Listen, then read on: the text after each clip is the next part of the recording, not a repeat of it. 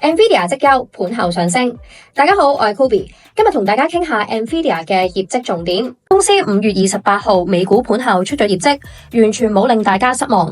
上季純利升2成6%，收入按年爆升近7%，遠超市場預期。雖然受 H20 晶片出口中國限制影響，公司都要承受存貨損失。若果唔計及上述情況，毛利率高達71.3%，每股經調整盈利9毫6美元，都高過市場預期。公司預告今季銷售額450億美元，略低過市場預期，但呢個數字係計及出口限制底下對銷售構成80億美元嘅衝擊。CEO 黃仁勳話：為咗滿足中國市場，考慮緊 H20 嘅潛在替代品，期望有新產品可以補翻條數。股價方面，盤後已經升穿140美元阻力，唔知短期有冇望挑戰1月高位？你哋又有冇揸住 Nvidia 呢？